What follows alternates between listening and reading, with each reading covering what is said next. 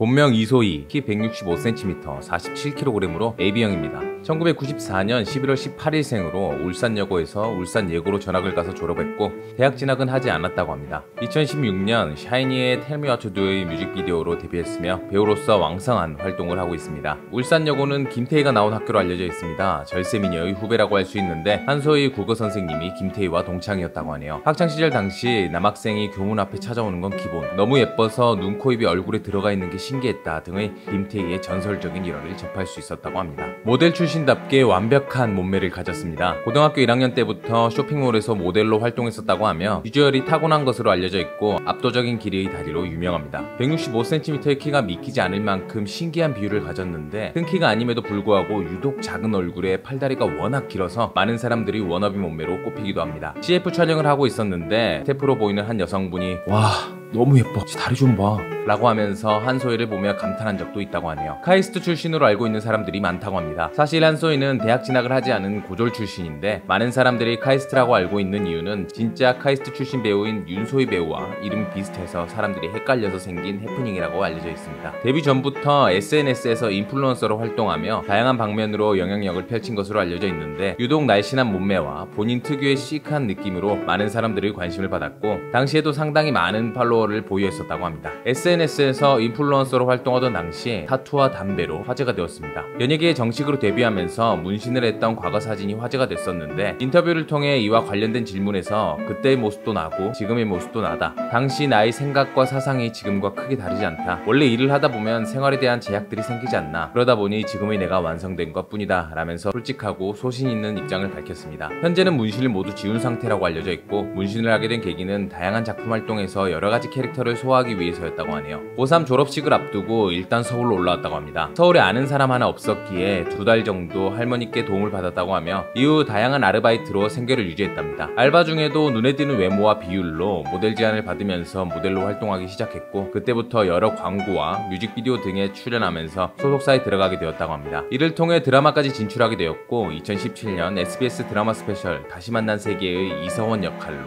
데뷔하게 됩니다. 정식 오디션을 거쳐서 데뷔작인 드라마의 연기자로 데뷔할 수 있었고 다음에 MBC 드라마 돈꽃을 통해서 데뷔 3개월 만에 두 번째 작품에서 주연을 맡게 됩니다. 해당 작품에서 실제 나이와 차이가 많은 역할을 맡았는데 극중에서 내연녀와 혼외자의 존재를 알리는 역할로 시청자들이 미움을 사기도 했으며 후반으로 넘어갈수록 모성애를 가진 캐릭터의 절박한 감정을 선보이면서 미워할 수 없는 악역으로 주목을 받았습니다. 부부의 세계를 통해 대중들에게 확실히 각인됩니다. 당시 폭발적인 인기와 동시에 성형 논란이 일었는데 이에 대해 직접 말하길 엄마와 똑 닮은 자연 미인이다. 오히려 비대칭인 얼굴이 콤플렉스이며 교정하고 싶은 생각도 많다 라고 밝혔습니다. 결국 과거 사진이 공개되었는데 울산여고 재학 당시 사진을 보면 현재와 큰 차이를 찾아보기 어렵고 당시에도 울산 송혜교로 불릴 만큼 예쁜 얼굴로 유명했으며 성형한 적 없는 자연 미인임이 분명되었다고 합니다. 부부의 세계에서 리얼한 불륜 연기를 선보였는데 인도네시아에서 폭발적인 반응을 보이면서 수많은 악플에 시달린 적이 있습니다. 해당 작품에서 선보인 여다경이라는 캐릭터에 완전히 몰입되어버린 인도네시아 팬들은 한소희의 SNS를 찾아서 남편 뺏으니 좋냐, 네가 뭘 잘못했는지 알아? 등 비난 댓글을 수없이 달았답니다.